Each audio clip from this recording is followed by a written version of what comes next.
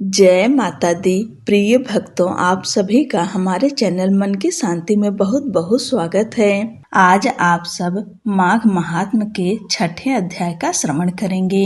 आज तारीख है 9 और दिन है शुक्रवार का। अब आप सब माघ मास महात्म का छठा अध्याय सुनेंगे। भगवान लक्ष्मी नारायण का ध्यान करते हुए आप सब छठवें अध्याय को सुनिए। पूर्व समय में सतयुग के उत्तम निषेध नामक नगर में हेम कुंडल वाला कुबेर के सदृश धनी वैश्य रहता था, जो कुलीन अच्छे काम करने वाला, देवता, अग्नि और ब्राह्मण की पूजा करने वाला, खेती का काम करता था। वह गौ, घोड़े, भैंस आदि का पालन करता था। दूध, दही, छाछ, गोबर, घास, गुड़, चीनी आदि अनेक वस्तु बेचा करता था, जिससे उसने बहुत सा धन इकट्ठा कर लिया। जब वह बूढ़ा हो गया तो मृत्यु को निकट समझकर उसने धर्म के कार्य करने प्रारंभ कर दिए। भगवान विष्णु का मंदिर बनवाया। कुआं, तालाब, बावड़ी, आम, पीपल आदि वृक्ष के तथा सुंदर बाग बगीचे लगवाए। सूर्योदय से सूर्यास्त तक वह दान करता। गांव के चारों तरफ जल की प्याऊ लगवाई। उसने सारे जन्म भर जितने भी पाप किए थे उसका प्रायश्चित करता था। इस प्रकार उसके 2 पुत्र उत्पन्न हुए, जिनका नाम उसने कुंडल और विकुंडल रखा। जब दोनों लड़के युवावस्था में हुए तो हेम कुंडल वैश्य गृहस्थी का सब कार्य सौंप कर तपस्या के निमित्त वन में चला गया और वहां विष्णु की आराधना में शरीर को सुखाकर अंत में विष्णु लोक को प्राप्त हुआ।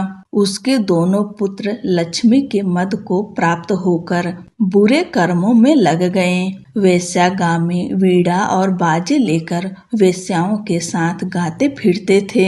अच्छे सुंदर वस्त्र पहनकर सुगंधित तेल आदि लगाकर भांड और खुशामदियों से घिरे हुए हाथी की सवारी और सुंदर घरों में रहते थे। इस प्रकार ऊपर बोए बीज के सदृश वह अपने धन को बुरे कर्मों में नष्ट करते थे। कभी किसी सत पात्र को दान आदि नहीं करते थे, न ही कभी हवन, देवता या ब्रह्मा जी की सेवा तथा विष्णु का पूजन ही करते थे। थोड़े दिनों में उनका सब धन नष्ट हो गया और वह दरिद्रता को प्राप्त होकर अत्यंत दुखी हो गए। भाई, जन, सेवक, उपजीवी सब इनको छोड़कर चले गए। तब इन्होंने चोरी आदि करना आरंभ कर दिया और राजा के भय से नगर छोड़कर डाकुओं के साथ वन में रहने लगे और वहां अपने तीक्ष्ण बाणों से वन के पक्षी, हिरण आदि पशु तथा हिंसक जीवों को मारकर खाने लगे। एक इनमें से एक पर्वत पर गया, जिसको सिंह मारकर खा गया, और दूसरा वन को गया, जो काले सर्प के डसने से मर गया। तब यमराज के दूत उन दोनों को बांधकर यम के पास लाए और कहने लगे कि महाराज, इन दोनों पापियों के लिए क्या आज्ञा है। आज की कथा यहीं पर समाप्त होती है। आगे की कथा अगले की वीडियो में सुनेंगे। तब तक के लिए जय श्री कृष्णा, राधे राधे।